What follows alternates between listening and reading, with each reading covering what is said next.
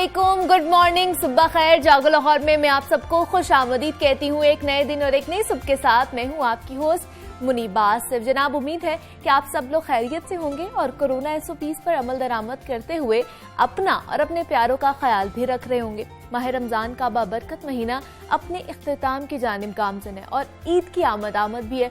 ईद है खुशियों का त्यौहार और खुदा की तरफ से दिए जाने वाला इनाम है हमें और हर किसी की ख्वाहिश होती है कि ईद का त्यौहार भरपूर तैयारी के साथ मनाया जाए और हर मुसलमान अपनी हैसियत के मुताबिक इसकी तैयारी भी करता है। लेकिन इस दफा ईद थोड़ी सी मुख्तलिफ है। हम सबको जिम्मेदारी का सबूत देना चाहिए और ईद सादगी के साथ ही मनानी चाहिए। बढ़ते अपने प्रोग्राम की तरफ, तो बात हो रही थी इस बाबरकत महीने रमजान के हवाले से। तो जब ये महीना आता है तो अपने साथ एक खुशगवार एहसास भी लेकर आता है। सहर और इफ्तार के औकात में एक खास माहौल बन जाता है। सहर और इफ्तार के दस्तरखान सजाते वक्त खास एहतमाम किया जाता है कि हर किसी की अपनी पसंद होती है कि वो क्या खाए या क्या पिए।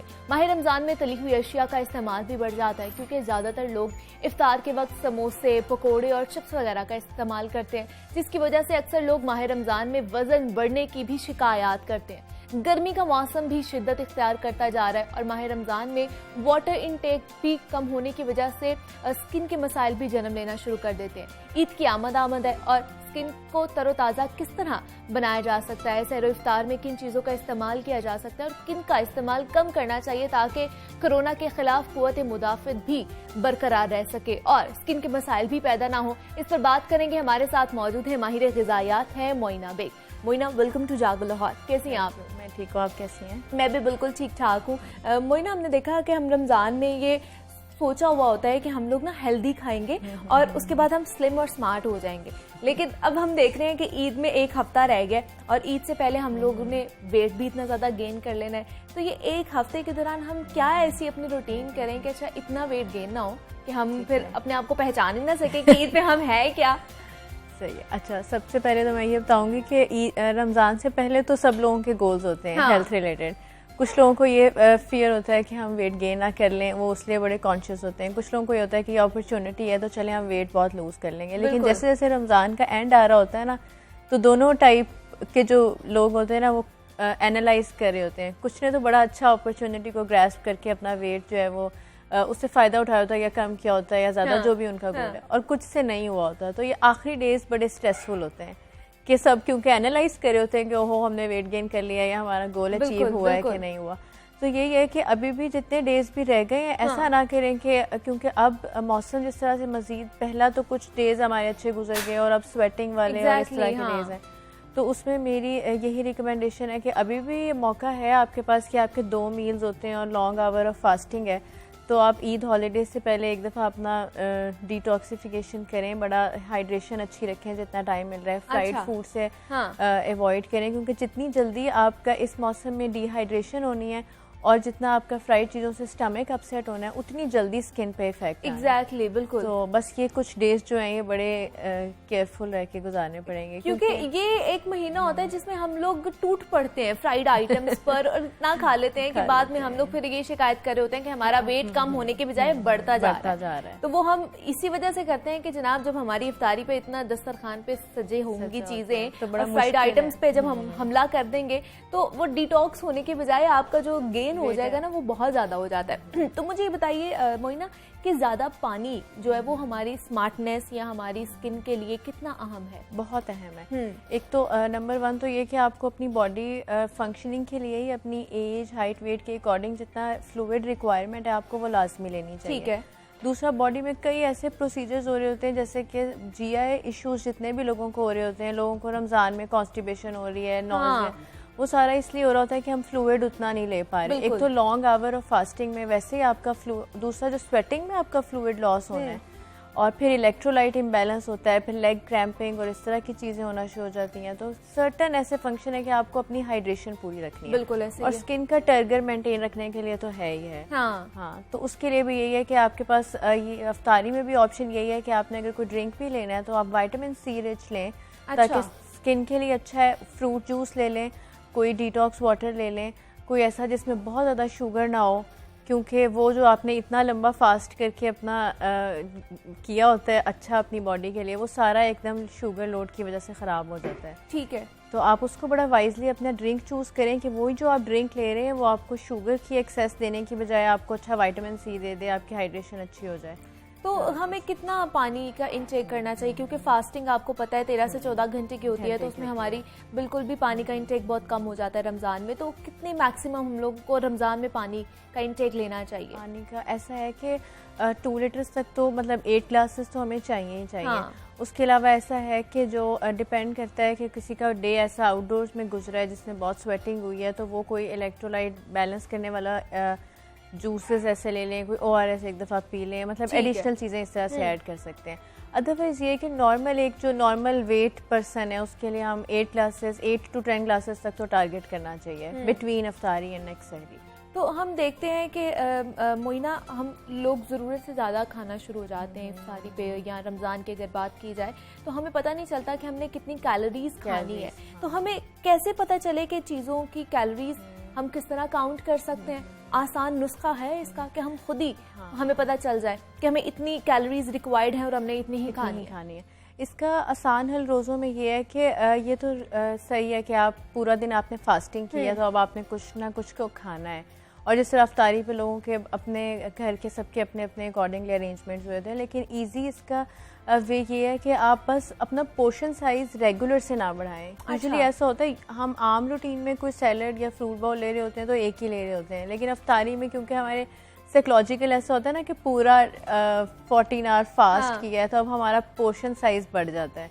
सबका ही ऐसा हुआ होता है, या हम 4-5 चीज़ें ले रहे होते हैं। तो सबसे इजी उसका ये है कि अपना पोर्शन साइज कंट्रोल रखें, अपने जहन में रखें कि जितना मेरा रेगुलर पोर्शन इनटेक है ना, मैंने उतना ही अफ्तारी में भी करना है। और फिर ये है कि अपना उसमें जितना भी आप उसको स्मॉल कर सकें, जैसे अफ्तारी करके आप कुछ फ्रूट लेते हैं, जूसेस ले लेते हैं, फिर गैप दें, फिर आफ्टर मगरिब लें, तो जितना भी अपना 1 टाइम मील प्रोपोर्शन को नॉर्मलाइज करें। और दूसरा इस तरह से देखते रहें कि जितना, जैसे मैंने स्नैक्स की लिए हैं, लेकिन अब मैंने वक्फा करके जो डिनर करना है वो उतना ही करना है जितना मैंने रेगुलर रूटीन में अपनी डाइट के अकॉर्डिंग। बिल्कुल ऐसा ही है। और जिस तरह आजकल आपको पता है गर्मी बहुत ज़्यादा हो गई है, पहले वाले रोज़े तो हमारे माशाल्लाह बहुत ही अच्छे गुजर गए थे, और हीट स्ट्रोक भी है, बाहर गर्मी की बहुत शिद्दत इख्तियार करती जा रही है। तो इसमें किस तरह के हमें अपनी डाइट प्लान बनाना चाहिए? इसमें बस यही है कि कुछ सहरी अफ्तारी में दोनों के कह लें कि गाइडलाइंस हैं इससे बचने के लिए, कि सहरी में इस तरह से करें कि बहुत सॉल्टेड चीज़ें ना लें, जिस तरह पिकल वगैरह ना लें। जब बहुत ज़्यादा सॉल्टेड एग किसी तरह बनाया हो तो वो ना लें, वो थोड़ी जल्दी आपको प्यास लगवाता है। कैफीन से थोड़ा बचें क्योंकि वो डायूरेटिक है, वो जल्दी से आपका ड्रेन कर देगी। देखिए वाटर कंजर्व तो हम बहुत देर कर भी नहीं सकते, जिस तरह फूड स्टोरेज तो फिर भी 4-5 घंटे निकाल जाती है, लेकिन ऐसा है कि जो चीज़ें आपको जल्दी प्यास लगवाएं उनसे थोड़ा सा अवॉइड करें।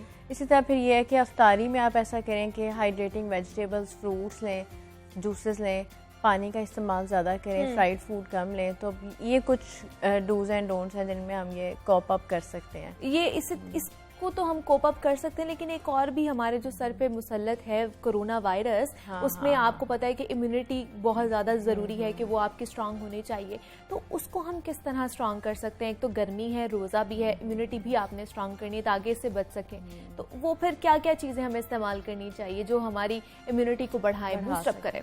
एक तो ये कि फास्टिंग नेचुरली हमारी इम्यूनिटी बढ़ा रही होती है, ये तो आपके सबके माइंड में होता है। फास्टिंग करें, इतने आवर्स बाद आपके बहुत सारे माइक्रोफेजेस ऐसे माइक्रोबायोम्स बढ़ रहे होते हैं जो कि आफ्टर अ सर्टेन टाइम उनकी प्रोडक्शन ज़्यादा हो जाती है बॉडी में। एक तो नेचुरली वो आपकी इम्यूनिटी बूस्ट कर रही है, लेकिन आपने इसको इन्हेंस कैसे करना है कि आप बैलेंस रखें, कोई भी न्यूट्रिएंट डेप्रीवेशन ना हो।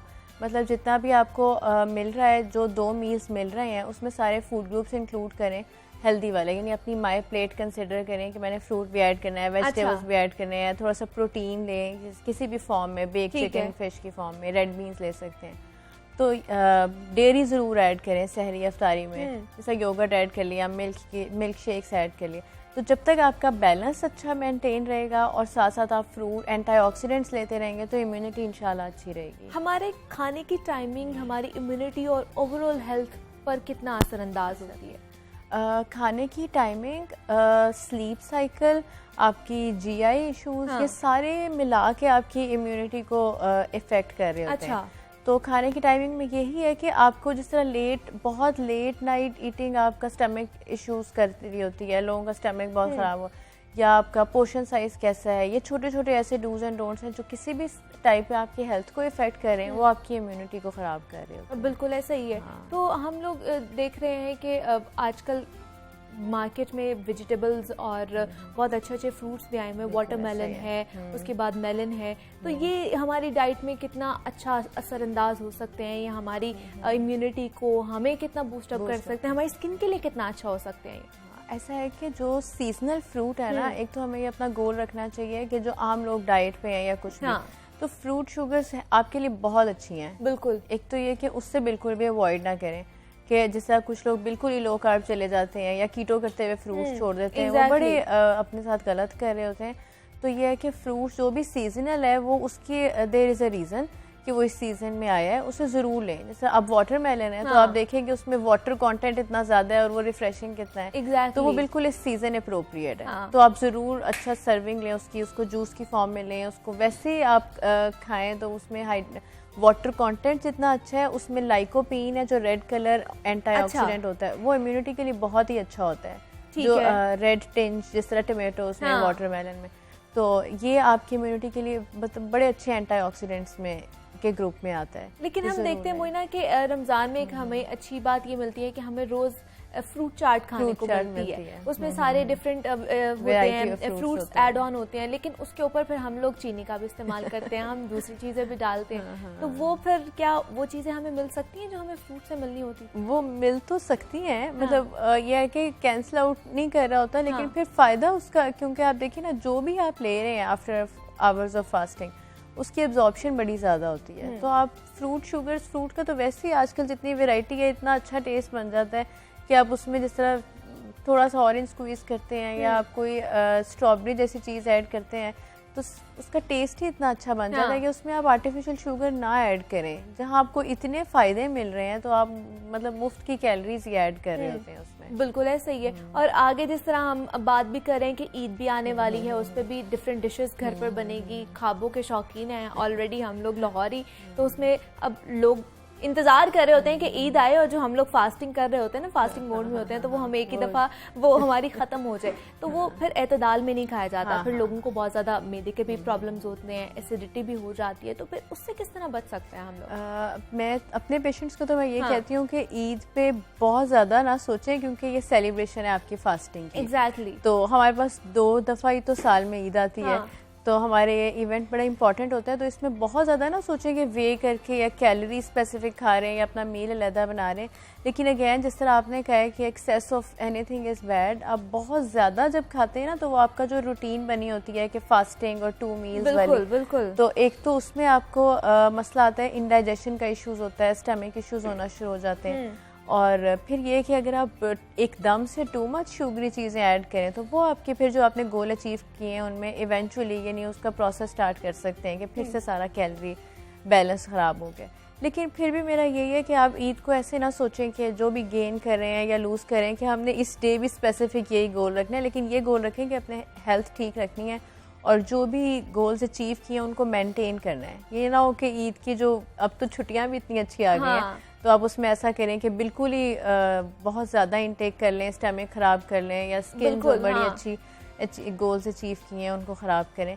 लेकिन फिर ये कि एंजॉय करें, लेकिन फिर भी excess of everything is bad, कि आपके पास कोई एक्टिविटी नहीं है, आप बाहर नहीं जा सकते, लेकिन आप सिर्फ खा सकते हैं और सिर्फ घर में रहेंगे, तो फिर वो आपकी सेहत के लिए ही मुज़रे सेहत हो जाएगा। तो लेकिन बहुत से लोग हैं मोइना के वो रमज़ान में एक डाइट प्लान भी उन्होंने बनाया हुआ होता है। बिल्कुल ऐसा ही है। पहले भी ओवरऑल उस पर वो काम कर रहे होते हैं, वो रमज़ान में भी डाइट प्लान पे काम कर रहे होते हैं।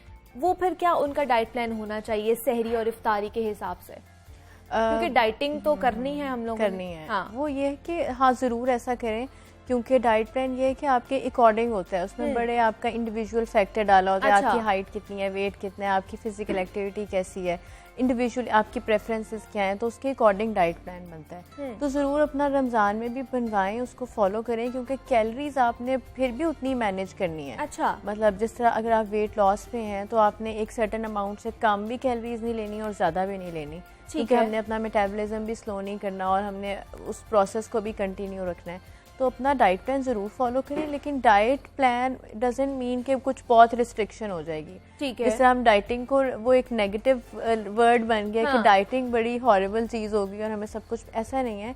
आप जब डाइटिशियन से मिलते हैं और अपनी प्रेफरेंसेस बताते हैं, आपकी अपने सारे इंडिविजुअल फैक्टर्स ऐड करते हैं, उसके अकॉर्डिंग जो आपका डाइट प्लान बनता है वो आपके लिए सबसे बेनिफिशियल है। और दूसरा मेरे ख्याल से अगर आप एतदाल में रहकर सहरी और इफ्तारी करें तो वो आपको ऑटोमेटिकली एक डाइट प्लान खुद से ही बन जाता है। लेकिन बात ये आती है कि अगर आप एतदाल में रहकर खाएं, आप अपने ऊपर कंट्रोल रखकर खाएं, तभी आप अपनी सेहत के साथ ना एक अच्छे टाइम तक चल सकते हैं। मोइना बेग हमारे साथ मौजूद थी, न्यूट्रिशनिस्ट हैं। मोइना, बहुत शुक्रिया आपका कि आपने हमें वक्त दिया और आप यहाँ पर आई हैं। और मैं भी आपसे ये कहूँगी कि जनाब, excess of everything is bad, तो आपने एतदाल में रहकर खाना है। ईद आने वाली है, उस पर भी आपने ध्यान रखना है। यहाँ वक्त तो है एक छोटी सी ब्रेक का, मिलते हैं इस ब्रेक के बाद।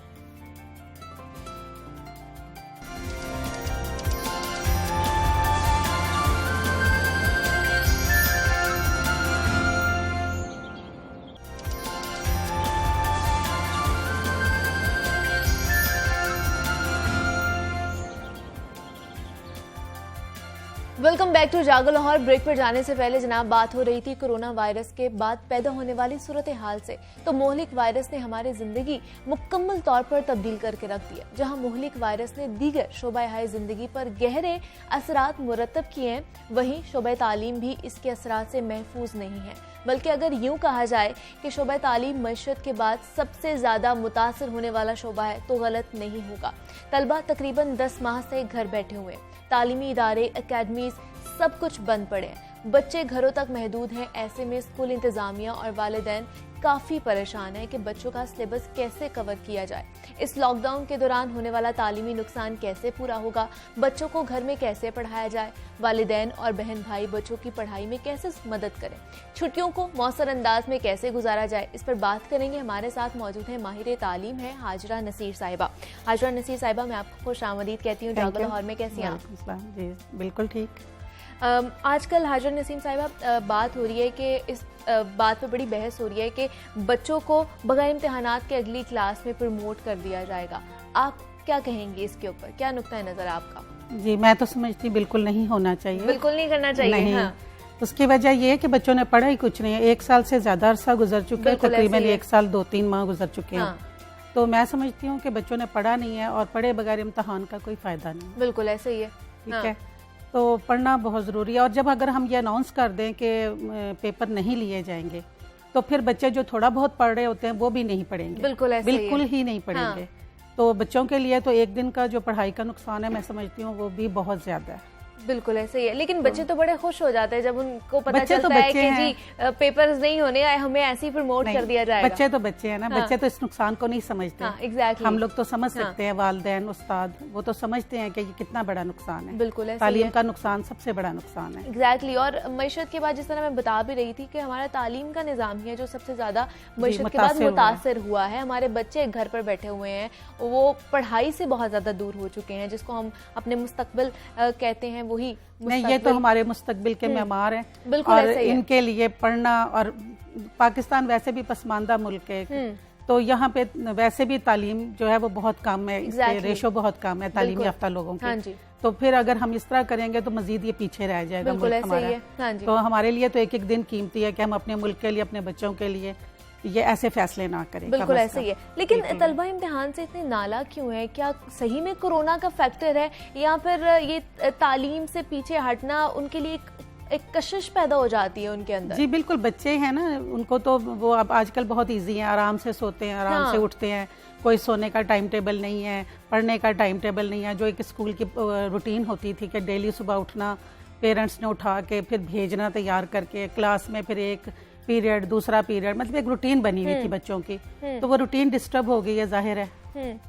तो बच्चे अब चूंकि लेयर मूड में हैं, बिल्कुल तो लिहाजा वो उनका दिल ही नहीं चाह रहा है कि वो दोबारा इस टाइट रूटीन की तरफ वापस आए। बिल्कुल ऐसे ही है। तो अब वो जब चूंकि बच्चों ने पढ़ा भी कुछ नहीं है, हमारी जो जूम क्लासेस हो रही हैं उसमें अटेंडेंस ना होने के बराबर है। अच्छा, जी बच्चे बिल्कुल नहीं ले रहे? जी नहीं, अगर 50 की क्लास है तो 5, 6, 7, 8 हार्डली 10 बच्चा अपीयर होगा उसमें। अच्छा। और वो भी मुझे नहीं लगता, वो लगता है कि जैसे बस बाद में ऑन करके अटेंडेंस लगवा के वो गायब हो जाते हैं। गायब हो जाते हैं। और फिर इस तरह किस तरह जो है कवर किया जाएगा सिलेबस को बच्चों देखिए, हमारी तो पूरी कोशिश है, हम जूम क्लासेस के थ्रू भी बच्चों को एजुकेट कर रहे हैं, हम फिर व्हाट्सएप लेक्चर्स भी डाल रहे हैं।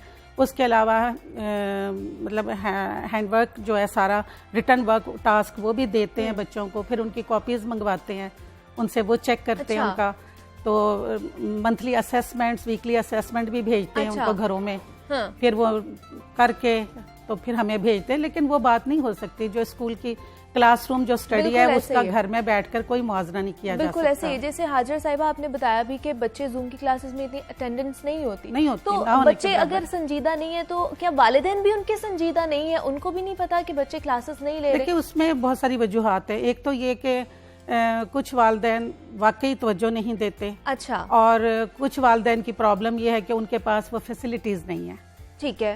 मतलब वो आप डिवाइसेस कह लें, वो एक घर के 4 बच्चे अगर पढ़ रहे हैं तो सबके पास मोबाइल नहीं है। बिल्कुल ऐसे ठीक है। वो एक वक्त में सबको बच्चों को मोबाइल प्रोवाइड नहीं कर सकते, लैपटॉप नहीं दे सकते, किसी एक बच्चे को वो दे देते हैं, बाकी बच्चे जो है वो प्रॉब्लम उनको फेस करनी पड़ती है। बिल्कुल ऐसे ही है। फिर उसके लिए छोटे बच्चे हैं क्लास मॉन्टेसरी 1, 2, 3, 4, 5 तक, 6, 7 तक भी इवन, तो पेरेंट्स को साथ बैठना पड़ता है मदर को, ताकि वो टिक के बैठे रहे पढ़े। तो माँ बाप के लिए भी बड़ी प्रॉब्लम हो गई, उनको भी एक्स्ट्रा टाइम देना पड़ रहा है। बिल्कुल ऐसे ही है। ठीक है। हमारी हेक्टिक तो बड़ी है, नो डाउट, कि हम जहाँ पहले 8 घंटे वो सिर्फ स्कूल में आते आए बच्चे और पढ़ा के घर चले गए, अब हम सारा दिन बिजी रहते हैं। बिल्कुल ऐसे ही है। जूम क्लासेस, व्हाट्सएप जो ग्रुप में लेक्चर्स डालने, लेक्चर्स बनवाने, फिर जो उनके रिटर्न वो वर्क आता है उसको चेक करवाना, तो सारा दिन हम तो बिजी रहते हैं, लेकिन पेरेंट्स की भी ज्यादा जिम्मेदारी बढ़ चुकी है। लेकिन तो उसमें ये है कि बहुत सारे पेरेंट्स जो जॉब करते थे, जॉब करते हैं मदर फादर, उनके लिए बड़ी प्रॉब्लम हुई है। घर में जो बुजुर्ग हैं वो जाहिर है कि उनको ये चीजें नहीं आती यूज करना, वो हेल्प नहीं कर सकते बच्चों। बिल्कुल ऐसे ही है। हाँ। तो मसाइल तो हैं। और बहुत जैसे दूर दराज के इलाकों में, हमारे जो गांव देहात है, छोटे शहरों में, से बच्चे आए होते हैं, उन बच्चों के पास ये फैसिलिटीज भी नहीं है। फिर नेट के कनेक्शन का मसला है, वो भी नहीं है बहुत सारे घरों में। मतलब ये चीजें नहीं हैं। मतलब हम अगर ये कहा जाए कि अगर 1 साल से बच्चे घर पे हैं, 1.5 साल होने वाला है, तो हम वो उस तरह उनको पढ़ा नहीं रहे जिस तरह वो क्लासरूम में आकर पढ़ते हैं। यही वजह है कि वो एग्जाम से भाग रहे हैं। हाँ। क्योंकि उन्हें भी पता है कि हमने कुछ नहीं पढ़ा, हमें कुछ नहीं आता। तो इम्तिहान देने में वो खुशी महसूस करता है बच्चा जिसकी तैयारी पूरी हो, वो जरा हंसी खुशी आकर पेपर देता है और मतलब मुतमईन भी होता है पेपर्स देकर। लेकिन जो दूसरे बच्चे हैं वो एग्जाम से भागते हैं क्योंकि उन्होंने पढ़ा ही नहीं है। बिल्कुल। अब उससे समझते हैं कि हमें वैसे ही प्रमोट कर दिया जाए। जितना आप स्कूल में आके सीखते हो या पढ़ते हो उतना आप घर पे नहीं सीख सकते। तो आप क्या कहें कि वालिदैन पे ज्यादातर जिम्मेदारी बनती है क्योंकि उनके सामने ये सब कुछ हो रहा होता है इस वक्त। उन पे बहुत ज्यादा जिम्मेदारी घर पर हैं और बच्चे भी घर पर हैं, तो वो किस तरह टाइमली सुबह उनको उठाने का एक जो टाइम टेबल है वो सेट करें। अच्छा। क्योंकि बच्चे उठते नहीं है। बिल्कुल। उठाना एक बहुत मुश्किल काम है। उनकी पहले वाली रूटीन डिस्टर्ब हुई हुई है, लेट नाइट वो सोते हैं रात भर, तो मोबाइल पे, फेसबुक, इन चीजों पे बिजी रहते हैं, टीवी पे, तो वो टाइम पे सोते नहीं है, इसलिए टाइम पे उठते नहीं है। अब हमारी क्लासेस सुबह अगर 9 या 9:30 बजे शुरू हो जाती है, उस वक्त बच्चा अटेंटिव नहीं होता, उस वक्त क्लास में अटेंडेंस ही नहीं होती। तो पेरेंट्स, बहुत सारे पेरेंट्स हमें कहते हैं हम क्या करें, बच्चे उठते नहीं है। बिल्कुल ऐसा ही है। हाँ। तो हम क्या करें, हम तो पढ़ा रहे, हम तो चाहते हैं कि वो पढ़े। तो आप अब पेरेंट्स को आप क्या कहेंगे जो हमारे सुन भी रहे हैं आपको, कि वो किस तरह बच्चे के ऊपर चेक एंड बैलेंस रखें, उनकी जो ये कमी है, सिलेबस कवर नहीं हो रहा, उसको पूरा कर सकते हैं वो लोग? देखिए, हम लोग जो जूम क्लासेस में बच्चों को, हम चाहते हैं कि बच्चे उस वक्त क्लास में अटेंडेंस उनकी पूरी हो, बच्चा अटेंटिव हो, बैठा हो। तो उसके लिए माँ बाप को कम से कम ये तो करना पड़ेगा कि उनका टाइम टेबल सेट करें उठने का सुबह। ठीक है। सुबह वो उठा लें, 15-20 मिनट पहले बच्चे को रेडी करके बिठा दें कि बेटा आपकी क्लास होने वाली है। बिल्कुल। दूसरे ये बहुत छोटे बच्चे होते हैं, वो विदाउट हेल्प पेरेंट्स के वो नहीं समझ नहीं आ सकते। उनको मदर्स को साथ बैठना पड़ता है, उन्हें टाइम देना पड़ेगा इस वक्त। अगर वो स्कूल में आ रहे होते हैं तो फिर तो होली सोली हम समझते हैं कि हमारी जिम्मेदारी है, हम पूरी तरह उस बच्चे पे फोकस करते हैं। लेकिन चूंकि आप पेरेंट्स हैं तो इसके अलावा ये कि जो लेक्चर्स हम लोग व्हाट्सएप लेक्चर्स भी डाल देते हैं कि मदर्स की कंप्लेंट होती है हमारे पास कि जी मेरे पास टाइम नहीं था या मैं यहाँ बिजी थी वहाँ बिजी थी, तो आप लेक्चर्स भेज दें। ठीक है, तो हम लेक्चर भेज देते हैं। चले आप अपनी फैसिलिटी के अकॉर्डिंग, अपने जो आप कन्वीनियंस के अकॉर्डिंगली ना आप बच्चे को पढ़ा दें। लेकिन हाजरा साहिबा एक ये भी सवाल उठता है कि वालिदैन बच्चों की पढ़ाई में मदद कैसे करें, जिस तरह उन पे ज़्यादा जिम्मेदारी एक बन रही है, तो क्या उन्हें इंडिपेंडेंटली काम करने के लिए छोड़ दें या क्या करना चाहिए? देखिए ये हर बच्चा एक सा नहीं होता। हाँ। कुछ बच्चे ऐसे होते हैं जब आप पढ़ा रहे होते हैं तो वो फौरन पिक कर लेते हैं, फौरन उनको याद हो जाता है। क्लासरूम में भी इस तरह के बच्चे होते हैं, और फिर वो शौक से भी पढ़ते हैं। बिल्कुल, बच्चे दो तरह के, एक शौक से पढ़ता है, एक जबरदस्ती पढ़ाना पड़ता है एक बच्चे को। तो जो तो बच्चे शौक से पढ़ते हैं वो तो पढ़ते हैं, वो तो होमवर्क भी कर लेते हैं और बड़े खुश रहते हैं, जल्दी याद कर लेते हैं। लेकिन जो बच्चे नहीं बैठते, जिनको हमें क्लासरूम में भी बिठा के जबरदस्ती याद करवाना पड़ता है या लिखवाना पड़ता है, तो वहाँ पेरेंट्स को भी उन बच्चों पे फोकस करना पड़ेगा। बिल्कुल ऐसे ही है। उन्हें टाइम देना पड़ेगा बच्चों को कि आप नहीं बेटा बैठो लिखो, फिर चेक करना पड़ेगा बार बार। और जिस तरह हम लोग कॉपीज मंगवाते हैं वीकली या आफ्टर 15 डेज, तो वो हमें फिर होमवर्क करवा के भेजना भी उनकी जिम्मेदारी है। बिल्कुल ऐसा ही है। और हम ये देखते भी हैं कि हमारे यहाँ बच्चे होमवर्क नहीं करते, उनको शौक नहीं होता कि वो होमवर्क करें जब तक उनके माँ बाप साथ ना बैठ जाए या उनको डांट ना पड़ जाए। तो इससे क्या जाहिर होता है कि बच्चे पढ़ना नहीं चाहते या वो किसी की मदद के बगैर नहीं पढ़ सकते? नहीं, जो बच्चे तो होते हैं ब्रिलियंट, जिनको सब कुछ समझ आ जाता है, वो तो कर लेते हैं। जिन बच्चों को प्रॉब्लम होती है, बच्चा एक सा नहीं होता, सारे बच्चे एक से नहीं होते। कुछ स्टडीज में वीक बच्चे भी होते हैं, उनको हेल्प की जरूरत होती है। तो उस सूरत में अगर तो मदर्स पढ़ी है, मेरा मशवरा यही है कि ट्यूशन ना भेजा जाए। अच्छा, मैं नहीं इसके हक में नहीं हूँ। ठीक है, कि बच्चों को घर में आप पढ़ाएं। ये कोरोना के सिचुएशन में या ओवरऑल ही? ठीक है, कोरोना के सिचुएशन में तो ये बहुत जरूरी हो गया कि आप घर में ही रखें। अगर आप पढ़ी लिखी हैं तो फिर 1-2 घंटे घर में उन्हें टाइम बच्चों को जरूर दें। और अगर आप नहीं करवा सकते फिर तो एक मजबूरी है ना। लेकिन बच्चा इंडिपेंडेंट वही कर सकता है जिसको हर चीज आती हो, समझ आ जाती हो। लेकिन जो बच्चे वीक हैं स्टडी में, उनको हेल्प की जरूरत तो होती है। बिल्कुल तो या चाहे उन्हें ट्यूटर प्रोवाइड करें आप, फिर या मदर पढ़ाएं, ऐसे ही है, फादर पढ़ाएं, कोई ना कोई तो उसकी हेल्प करेगा तो बच्चा पढ़ेगा ना। बिल्कुल ऐसे ही है। तो इंडिपेंडेंटली हम छोड़ नहीं सकते बच्चे को। चेक एंड बैलेंस तो बच्चे पे बहुत जरूरी है। अगर एक बच्चा कर भी रहा है तो अगर वो गलत कर रहा है तो कोई तो उसको ये बताए कि आप गलत ना करो। ये गलत कर रहे हैं, एग्जैक्टली, ये तो कोई बताने वाला होना चाहिए। जिस तरह आपने कहा है कि आप चाहती हैं कि बच्चे ट्यूशन ना जाए, नहीं, क्या वजह है इसकी? क्यों खिलाफ है आप ट्यूशन के? मतलब कोई वजह तो अच्छा, उसकी वजह ये है कि मैं समझती हूँ छोटी क्लासेस में आजकल माशाल्लाह सारी माएँ तकरीबन पढ़ी लिखी हैं मोस्टली। तो वो जो 5th 6th तक तो माएँ इजीली घर में पढ़ा सकती हैं। इससे ये होता है कि माओं को पता होता है कि हमारा बच्चा किस लेवल पर है, कहाँ पर है, उसका इंटरेस्ट कहाँ पे है, किस चीज में वो, किस सब्जेक्ट में उसका इंटरेस्ट है, या वो अगर पढ़ने से भाग रहा है तो वो क्यों भाग रहा है, क्या वजूहात है। जबकि मेरा ख्याल है ट्यूटर जो है वो, अगर आप ट्यूशन किसी के घर भेज देते हैं बच्चों को, जैसे एक रूटीन बनी हुई है, बिल्कुल बिल्कुल, कि बच्चे बैग उठाते हैं और ट्यूशन के लिए चले जाते हैं। वहाँ ट्यूशन सेंटर में इतने सारे बच्चे होते हैं, मोस्टली घरों में पढ़ा रही होती हैं, छोटे बच्चों को तो आस पास के कहीं आप भेजते हैं ना।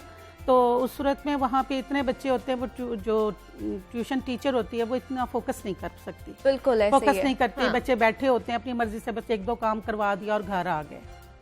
तो मैं समझती हूँ माएँ ज्यादा कीनली ऑब्जर्व कर सकती हैं बच्चों को, देख सकती हैं कि इनमें क्या कमी है, कहाँ पे है, या राइटिंग इसकी दुरुस्त नहीं हो रही, या इसकी रीडिंग सही नहीं है, या पढ़ने से क्यों भाग रहा है, इसको क्या प्रॉब्लम है इस वक्त। माँ से बेहतर कोई नहीं समझ सकता। बिल्कुल ऐसा ही है, और यही हम भी यही कहेंगे। और इससे मैं समझती हूँ जो एक दूसरा पहलू है वो ये कि माँ और बच्चे की बॉन्डिंग बड़ी जबरदस्त हो जाती है। वैसे होती तो है, लेकिन जितना हम उसको दूर करते रहेंगे वो दूर होता जाएगा। बिल्कुल ऐसे ही आप अपने आप से छोटे बच्चे को तो कम से कम, वैसे एक जुल्म ये है हमारे मुल्क में कि हम छोटे बच्चे को 2.5-3 साल के बच्चे को स्कूल भेजना शुरू हो गए, जबकि अभी भी वेस्ट में आप देखें 5-6 के बच्चे को ही लेते हैं स्कूल में ना एडमिशन प्रॉपर। तो हम एक तो ये जुल्म करते हैं, फिर दूसरा जो बेचारा उसने 1-2 घंटे घर में गुजारने हैं वो भी हम उसे बाहर भेज देते हैं दोबारा ट्यूशन के नाम पर। बिल्कुल ऐसे ही है। मैं नहीं समझती। ये आपका एक मौकिफ है कि आप ट्यूशन ना भेजा जाए बच्चों को। अभी देखें जब आप पढ़ा रहे होते हैं साथ साथ आप टीचर के बारे में बच्चे से पूछते हैं, फिर होते हो एनवायरनमेंट के बारे में पूछते हैं, आपके दोस्त कैसे हैं, ये कैसे, तो बढ़िया एक अच्छा एनवायरनमेंट भी बन जाता है और बॉन्डिंग भी आपके बच्चे के साथ चीजों का पता बिल्कुल ऐसे ही है। हाजरा नसीर साहिबा हमारे साथ मौजूद थी, माहिर तालीम है। हाजरा साहिबा बहुत शुक्रिया आपका कि आपने हमें वक्त दिया, और आपसे भी यही दरखास्त है जो लोग हमें सुन रहे हैं, जो माँ बाप हमें सुन रहे हैं, उनके ऊपर ये बहुत बड़ी जिम्मेदारी आ चुकी है कि कोरोना वायरस की वजह से, क्योंकि बच्चे तो घर पर हैं, वो स्कूल नहीं जा सकते, ऑनलाइन क्लासेस हो रही हैं, तो उन पे जिम्मेदारी बनती है कि वो ये देखें कि हमारा बच्चा अच्छे तरीके से पढ़ रहा है कि नहीं पढ़ रहा, ऑनलाइन क्लासेस ले रहा है कि नहीं ले रहा, क्योंकि यही हमारे मुस्तकबिल है और इन्हीं पर हमारा मुस्तकबिल जो है वो डिपेंड करता है। जनाब यहाँ वक्त छोटी सी ब्रेक का मिलते हैं, इस ब्रेक के बाद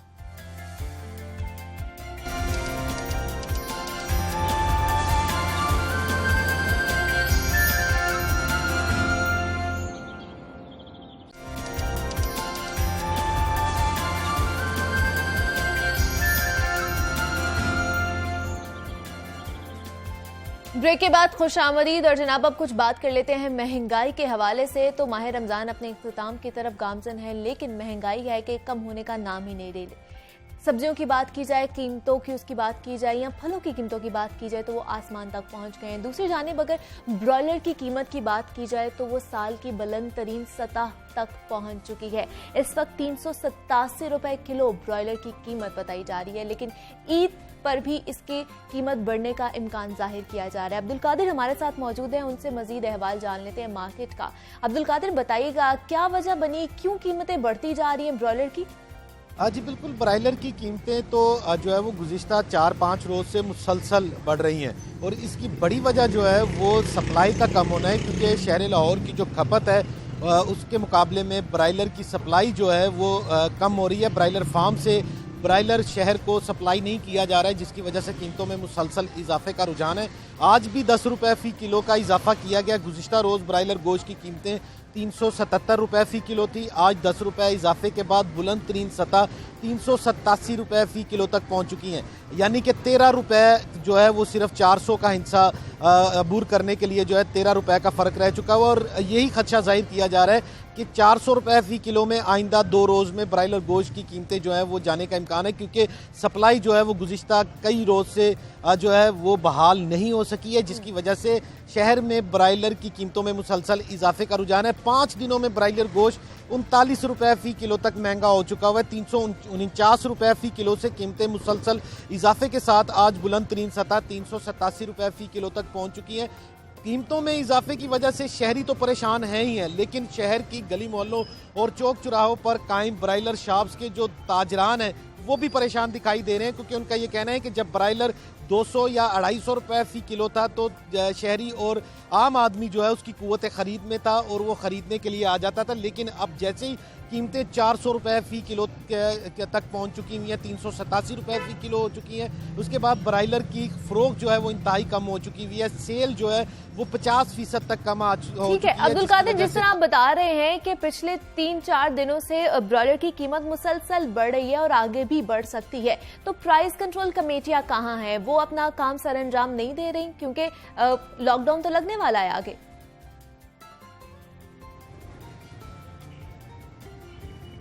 जी बिल्कुल, प्राइस कंट्रोल कमेटियां जो हैं वो, क्योंकि जो प्राइस को या कीमतों का तयन करने वाली जो कमेटियां वो ही इसकी कीमतों में इजाफा कर रही हैं। 387 रुपये फ़ी किलो जो है वो सरकारी नरकनामे है।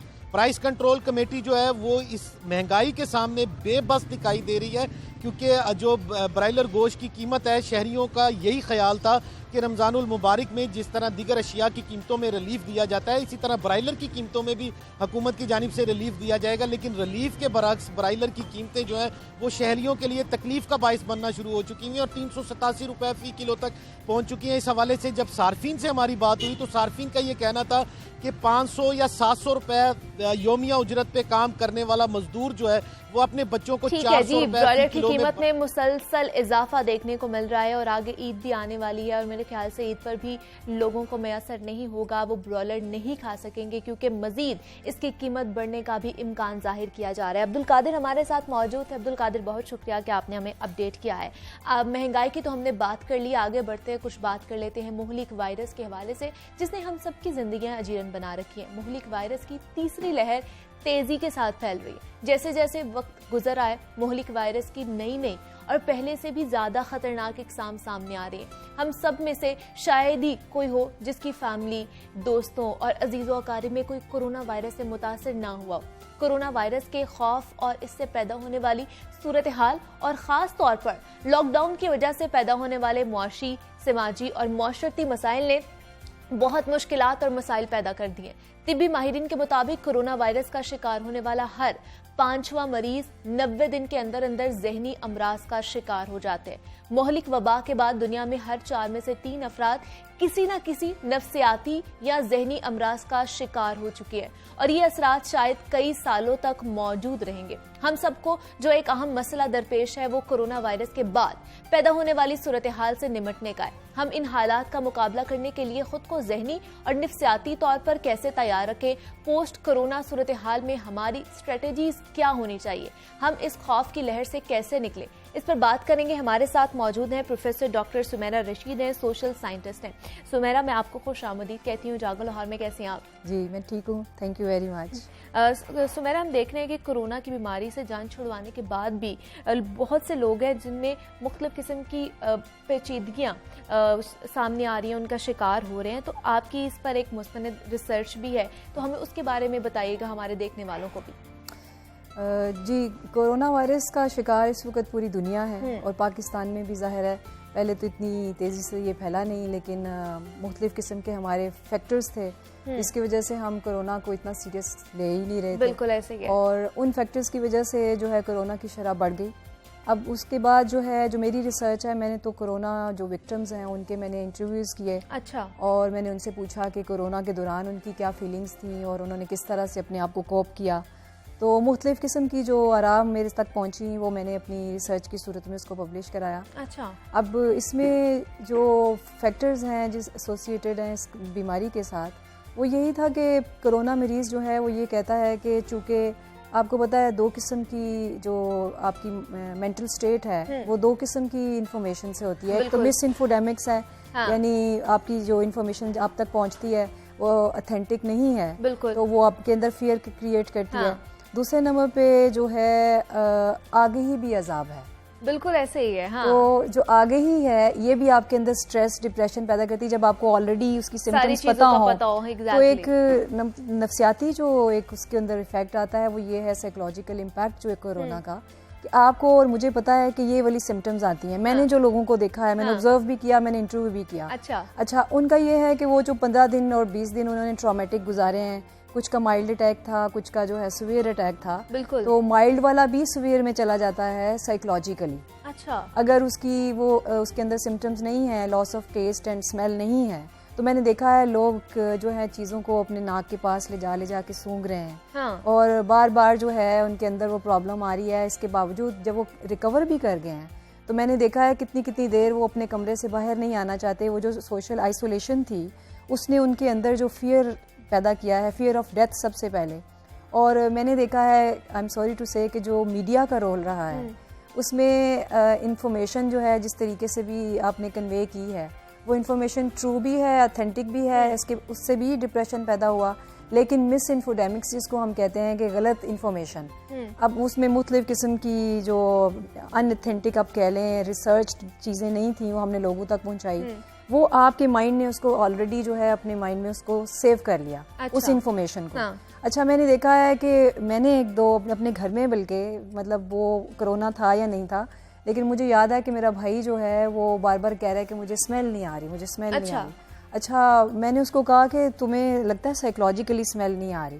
मैंने उस पर एक्सपेरिमेंट किया, मैंने उठाया एक डेटॉल की बोतल ली और मैंने उसकी नाक के आगे की, एकदम उसने नाक अपनी पीछे की। मैंने कहा तुम्हें स्मेल आई है या नहीं आई? तुम तो कह रहे थे मेरी लॉस ऑफ स्मेल है, और बैठा हुआ है वो मुसलसल अपने कमरे के अंदर, बाहर नहीं आ रहा। जी मुझे तो लगता है टेस्ट, डर के मारे लोग टेस्ट भी नहीं करवा रहे, और एक एक्सपेंसिव टेस्ट होने की वजह से भी टेस्ट नहीं करवाते। अब इन सारी चीज़ों ने मिलके, अब जब सोशल आइसोलेशन में इंसान जब अकेला बैठता है तो उसके अंदर जो है वो तन्हाई, वो फियर ऑफ डेथ, वो इंक्रीज हो जाता है। एग्जैक्टली वो इंक्रीज हो जाता है। मैंने देखा है कि कोरोना के बाद रिकवर होने के बाद भी लोग कितनी देर नॉर्मल नहीं होते, क्योंकि उन तक जो इन्फॉर्मेशन पहुंची है वो ये पहुंची है कि 3 माह तक या 6 माह तक आपकी जो इम्यूनिटी है वो ठीक नहीं होगी, आपके अंदर वीकनेस है। देखें मैंने ये देखा है, मैं तो लोगों को ये गाइड करती हूँ कि आप इसको जो है, आप बार गवर्नमेंट ये भी आपको कह रही है, आप WHO के चैनल पे जाके भी देखें कि जो अटैक है वो 80% जो लोग हैं वो उनके माइल्ड अटैक है। हो सकता है हम सारे गुजर चुके हों, मतलब एक माइल्ड अटैक से जी, बुखार मैंने देखा है बहुत सारे लोगों को हुआ है। अब वो चूंकि फोबिया आपके दिमाग में है कि ये कोरोना ही है, ये कोरोना ही है, उस फोबिया की वजह से रिकवरी बड़ी स्लो हो जाती है। बिल्कुल। और लोग जो हैं पोस्ट कोविड जो इफेक्ट्स हैं उसको उन इफेक्ट्स का जो है शिकार नहीं भी है तो साइकोलॉजिकली शिकार हो जाता है। लेकिन जिस तरह हमने डॉक्टर सुमेरा देखा है कि कोरोना मरीज एक मुश्किल दौर से निकलकर वापस आता है, ठीक होता है, तो क्या उसके अंदर एक खौफ ये भी लाहक होता है कि वो दोबारा ना शिकार हो जाए कोरोना का? देखिए ये इन्फॉर्मेशन उस तक पहुंच चुकी है।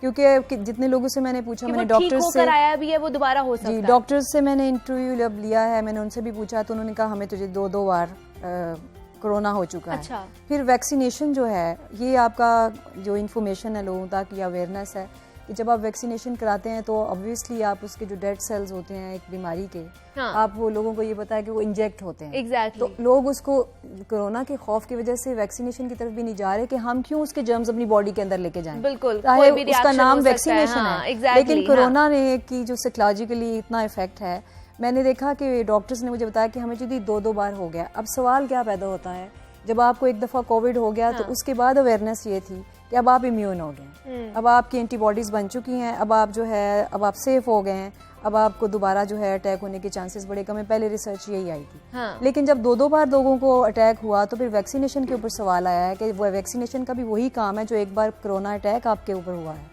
तो लोग ये कहते हैं कि अब जब हम वैक्सीनेशन क्यों कराएं, क्योंकि दूसरी बार भी हमें अटैक हो सकता है। लेकिन डॉक्टर सुमेरा ये भी तो एक फैक्टर है कि कोरोना अपनी साख्त बार चेंज कर रहा है, जिसकी वजह से हमें समझ नहीं आ रही कि ये कभी कोई शक्ल इख्तियार करके आ जाता है, बहुत स्ट्रांग होता जा रहा है, जिसकी वजह से अगर वैक्सीनेशन भी लगी है तो आपको कोरोना हो सकता है। अगर एक दफा हुआ है दूसरी दफा भी हो सकता है। जी उसके लिए अवाम के लिए ये अवेयरनेस है कि हमने अभी तक जितनी इन्फॉर्मेशन देखी है कि अगर आप वैक्सीनेशन करवा लेते हैं तो वैक्सीनेशन के बाद आपके ऊपर अगर कोरोना का अटैक होता भी है तो वो माइल्ड होता है। एग्जैक्टली उसके ऊपर जो है, मेरा ये मैसेज है और मैं ये चाहती हूँ कि जो हमारे डॉक्टर्स की कोई एक जिस तरह वेबसाइट हमारे प्रॉपर हमने बनाई है, मैं अक्सर एक डॉक्टर अफजल है, मैं उनका नाम इसलिए ले रही हूँ क्योंकि मैं उनकी साइट देखती हूँ।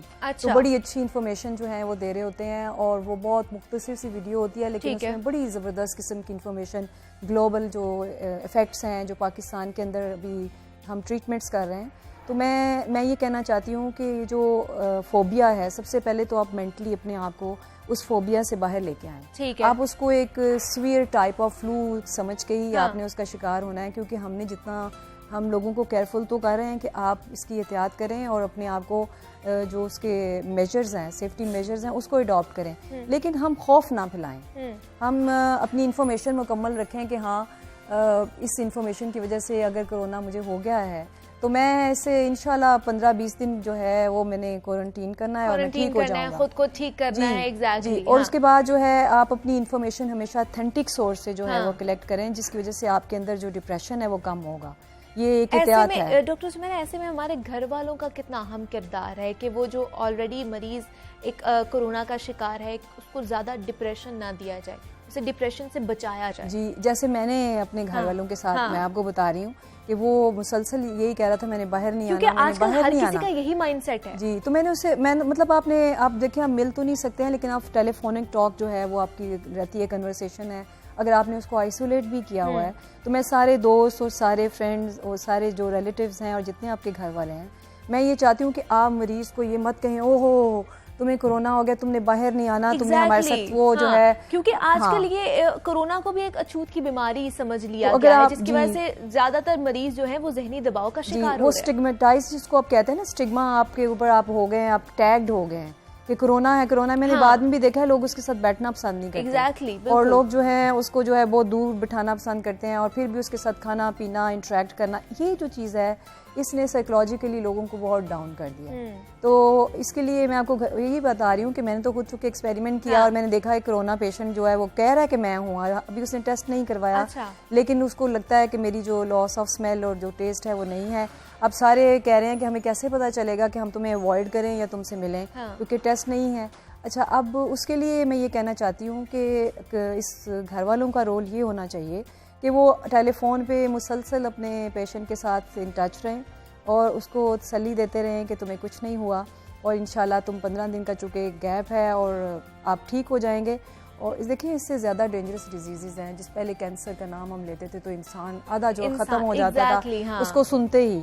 तो कोविड भी जो है आप इसी तरह से आप समझिए कि ये एक फ्लू है जो स्वेयर है, जिस तरह आप अपने आप को केयरफुल रखेंगे उसमें आप इससे बच सकते हैं। और मैं एक एहतियात ये कहना चाहती हूँ कि अगर किसी को कोविड हुआ तो उसको चाहिए कि वो अपना जो मेडिकल ट्रीटमेंट है उसमें, वैसे तो इसका ट्रीटमेंट नहीं है, लेकिन आप अपना तीसरे या चौथे दिन अपने लंग्स का जो एक्सरे है वो ज़रूर करवाइए, ठीक है, क्योंकि उससे आपकी तसल्ली हो जाएगी कि आया उसमें प्रॉब्लम है यानी, क्योंकि ये सबसे पहले जो 2-3 दिन बुखार के हैं वो तो बंदे बिल्कुल सेटिस्फाइड हो जाते हैं, बिल्कुल जी हम ठीक हैं, लेकिन असल काम उस वक्त शुरू हो जाता है, 2-3 दिन बाद होता है उसका असल काम नजर आता है। तो हमने आप क्या कहेंगे अगर एक मरीज क्वारंटाइन में है, 15 दिन की वो उसमें है, एहतियात कर रहा है, तो उसको क्या क्या एक्टिविटीज करनी चाहिए कि वो डिप्रेशन का शिकार ना हो, एंजाइटी ना हो, खुद को किस तरह बचा सकते हैं? क्योंकि जब आप अकेले रहते हो, हम सबको पता है कि बहुत सारे मसाइल जो है वो जन्म लेना शुरू हो जाते हैं ऑटोमेटिकली। मैं तो ये कहना चाहती हूँ आपके प्रोग्राम की तवज्जुह से कि सबसे जो बेहतरीन एक्टिविटी उस वक्त होगी वो डायरी लिखनी है।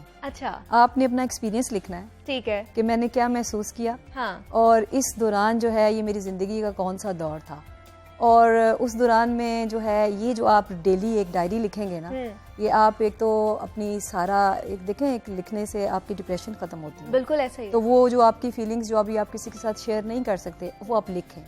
और जो एजुकेटेड नहीं है उसके लिए तो मैं यही कहूँगी फिर वो बोल के शीशे के आगे बैठ के बोलता रहे कि मेरी ये फीलिंग्स हैं या जो भी है, या कन्वे फ़ोन पे कर दे, रिकॉर्डिंग कर ले, आजकल तो फ़ोन पे रिकॉर्डिंग होती है, आपको लिखने की भी ज़रूरत नहीं है। तो डेली जो आप महसूस करते हैं आप उसको या तो लिखिए, और वो बड़ी अच्छी किस्म की एक हमारे पास आपका जो है ना एक पब्लिकेशन आ जाती है, हम उसको लोगों के साथ जो है एक रियल डेटा के तौर पे जो है वो शेयर कर सकते हैं। और हर किसी का एक अलग अलग एक्सपीरियंस होता है, हर कोई उस क्वारंटाइन पीरियड को अपने हिसाब से उसको गुजारेगा, किस तरह गुजार सकता है। तो ये मेरे ख्याल से बड़ी अच्छी एक प्रोफेसर डॉक्टर सुमेरा रशीद ने हमें एक टिप दी है कि अगर आप क्वारंटाइन में होते हैं तो आप डायरी लिख सकते हैं, ताकि आपकी जितनी भी कैफियत हैं आप उनको रिपोर्ट कर सकें, अपनी तस्वीरें बनाएं मोबाइल पे बैठ के कि अब मैं कैसा लग रहा हूँ या कैसी लग रही हूँ, उससे इंसान मसरूफ रहता है। तो मैं समझती हूँ कि जितना आप मसरूफ रहेंगे, जितना आप मीडिया से दूर रहेंगे वो ज्यादा आपके लिए अच्छा है मेरे ख्याल से। प्रोफेसर डॉक्टर सुमेरा रशीद हमारे साथ मौजूद थी, सोशल साइंटिस्ट हैं। सुमेरा, बहुत शुक्रिया आपका कि आपने हमें वक्त दिया और आप यहाँ पर आई हैं,